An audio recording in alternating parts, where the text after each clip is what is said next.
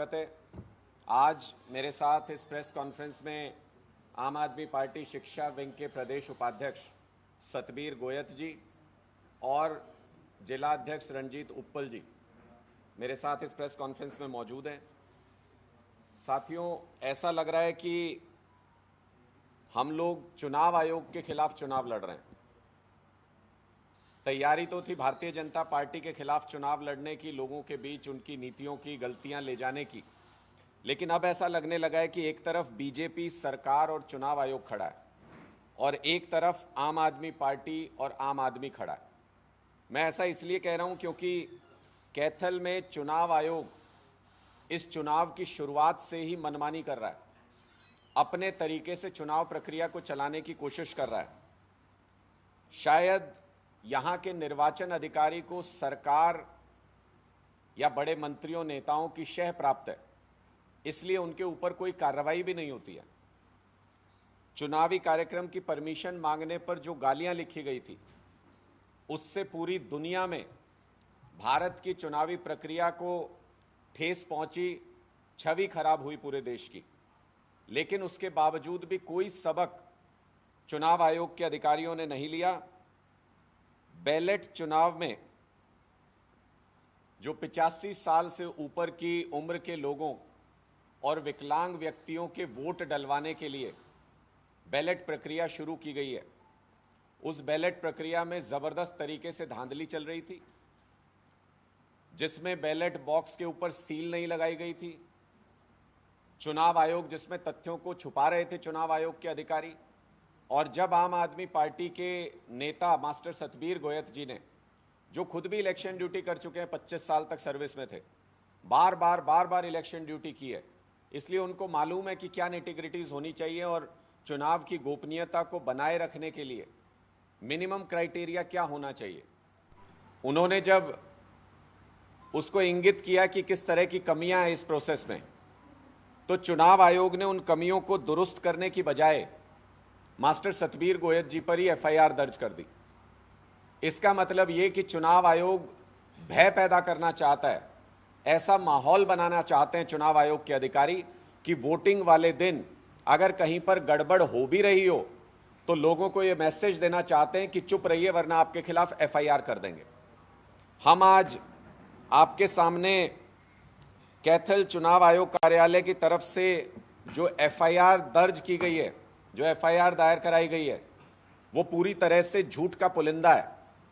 हम उस एफआईआर को भी सार्वजनिक कर रहे हैं और संबंधित वीडियो को भी सार्वजनिक कर रहे हैं जो मास्टर सतबीर गोयत जी ने बनाया था। चुनाव आयोग, क्या कैथल चुनाव आयोग मतदान के दिन वहां के अधिकारी कोई बड़ी गड़बड़ करने की साजिश रच रहे हैं? क्या उससे पहले सुनियोजित तरीके से भय का माहौल पैदा करने की कोशिश की जा रही है? जो हमारे पास तथ्य उपलब्ध है उनसे तो ऐसा ही लगता है।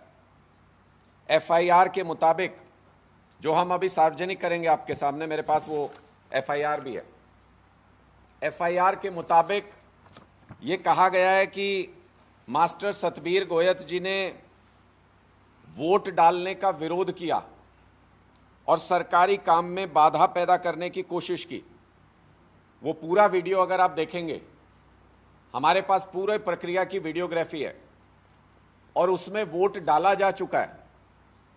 वोट किस तरीके से डाला गया उसके बारे में मैं बताऊंगा, उसमें भी ढेर सारी हमारी आपत्तियां हैं।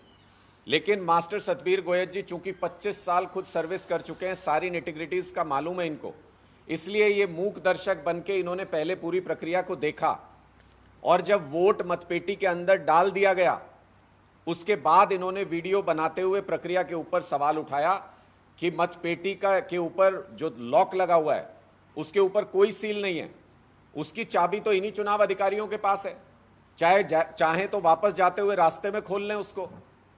तो इसका मतलब पूरी की पूरी प्रक्रिया की ट्रांसपेरेंसी के ऊपर क्वेश्चन मार्क का सवाल है।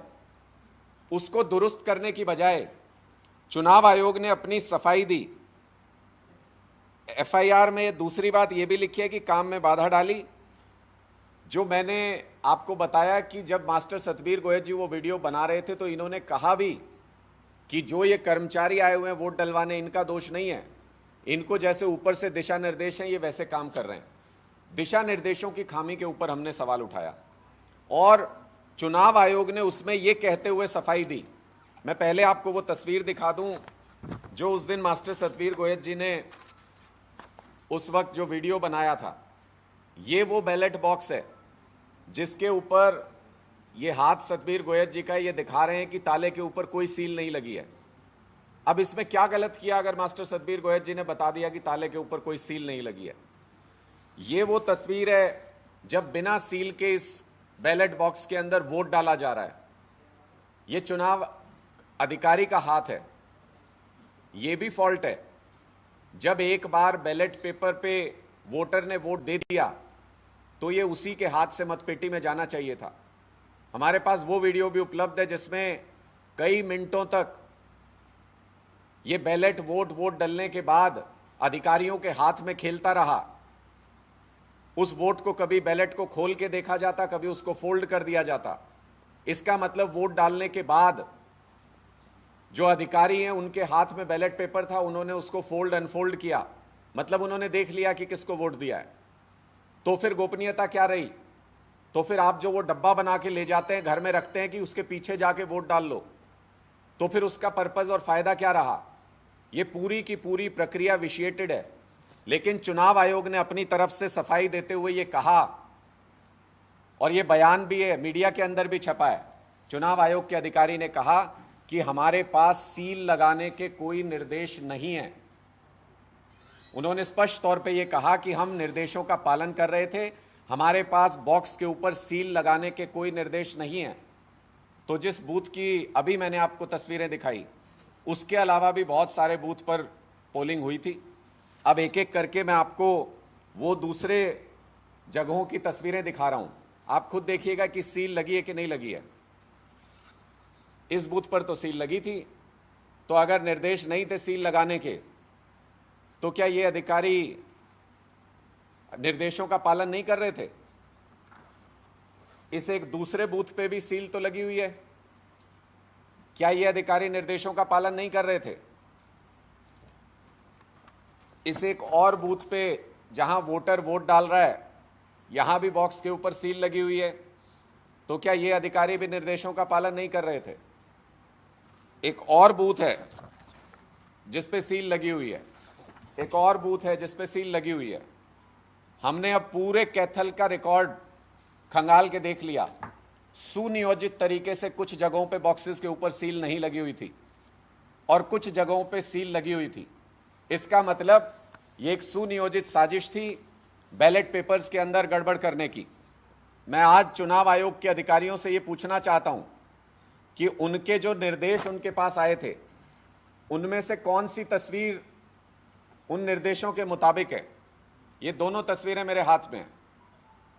सीईओ साहब भी ये बताएं, जिन्होंने ये सब कुछ होते हुए वो देखते रहे, उनको भी आज ये जवाब देना चाहिए कुरुक्षेत्र के मतदाता को, देश के मतदाता को, कि इन दोनों में से कौन सी तस्वीर सही है, किसको निर्देशों के अनुसार माना जाए और किसको गलत माना जाए। या तो इस अधिकारी के खिलाफ कार्रवाई कर दीजिए या फिर इस अधिकारी के खिलाफ कार्रवाई कर दीजिए। हमारी मांग सिर्फ इतनी है कि निर्देशों का सब जगह पे एक जैसा पालन होना चाहिए, लेकिन आपने जिसके खिलाफ कार्रवाई की है उसके खिलाफ तो कार्रवाई बिल्कुल नहीं बनती, क्योंकि मास्टर सतबीर गोयत जी ने यही बताया कि प्रोसेस के अंदर खामी है, सील नहीं लगी हुई है। और अगर कोई संदेह बाकी रह गया हो तो मैं ये वीडियो आपके साथ साझा कर देता हूं जिसमें अधिकारी सील लगाते हुए दिख रहे हैं।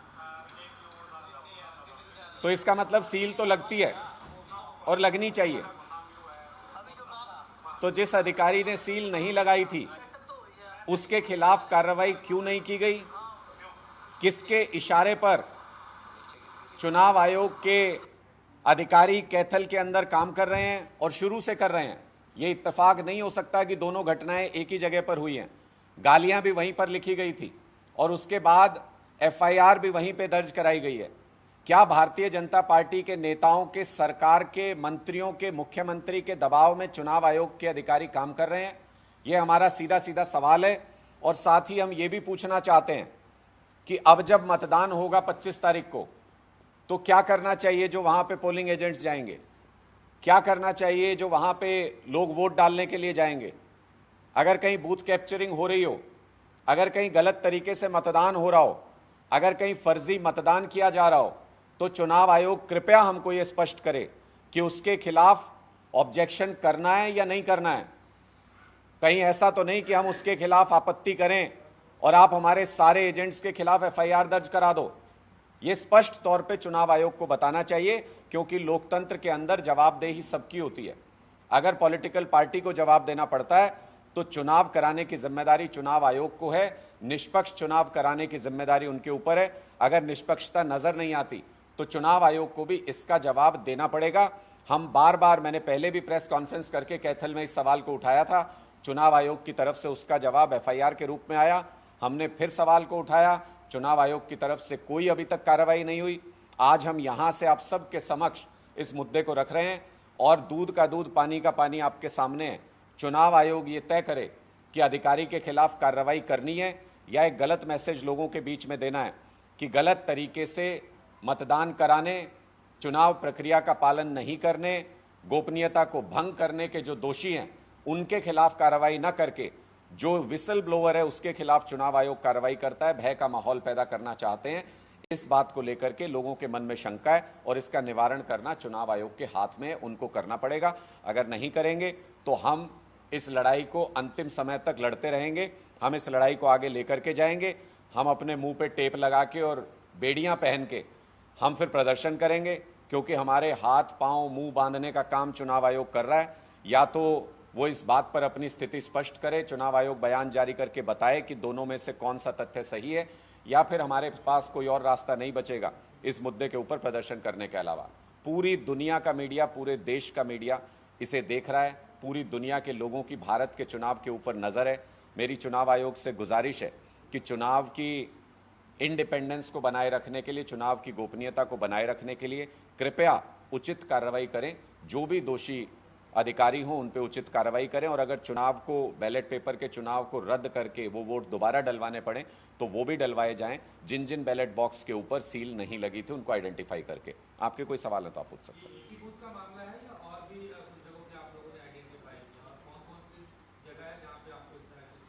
देखिए, चुनाव आयोग ने इस पूरे प्रोसेस की वीडियोग्राफी कराई है और हमारे पास भी, हमारे संज्ञान में भी कई इस तरह के मामले हैं।